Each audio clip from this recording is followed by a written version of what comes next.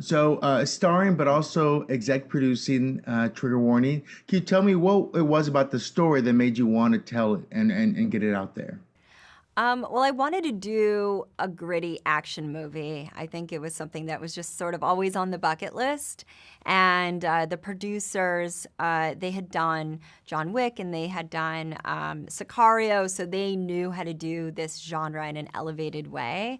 And I was like, they would be great partners. And so we really got to develop this script. We brought in a female writer and really got to shape the story and the characters through that more feminine lens. I think a lot of times women in this genre are sort of like a male fantasy of what it is to be a badass woman. She's usually really stoic. She doesn't say much. She usually has a bob, and wears clothes that are very impractical in fight sequences. And I was like, I want her to be the opposite of that. I want her to feel really feminine. And Muli, the director, she also was a big advocate on her feeling just really feminine and emotional, but also tough and badass and fierce and all the things. So we wanted to bring these layers to the character and also lean into her being Mexican American and also the Santa Fe or the New Mexico vibe, bringing that like kind of texture, that layer to the character and to the environment was important as well. Well, with that thought in mind, as someone who has been in many different action vehicles, everything from TV and Dark Angel to Fantastic Four to, you go to Sin City and the different levels there. How do you see action kind of progressing in your life as an actor, but also in Hollywood too? About, we get to a John Wick era of action now, as and how things work, and people want the realist and as close to being real as possible.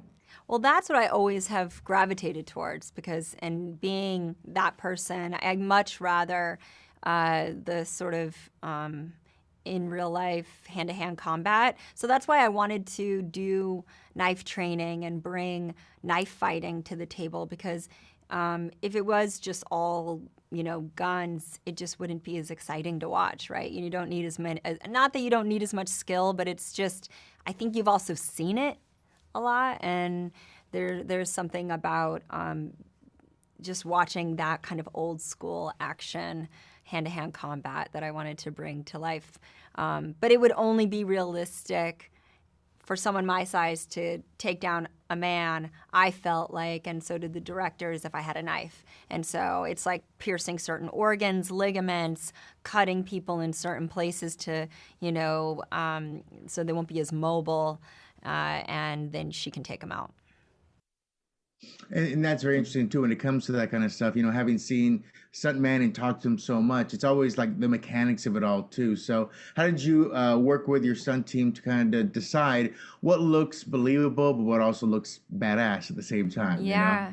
Well, they are incredible, and they worked out all the choreography with my stunt double, and she was similar in size and everything. So she worked out all the choreography to make sure that I looked as tough and as capable as possible. And they leaned into, I think, what they saw I already looked good doing. So they recorded me a lot doing various choreography, and they leaned into where I could look the most believable, for sure.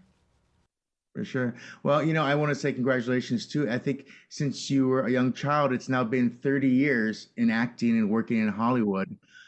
Is there anything you think back to that young woman who was kind of delving into that world at Nickelodeon and things like that?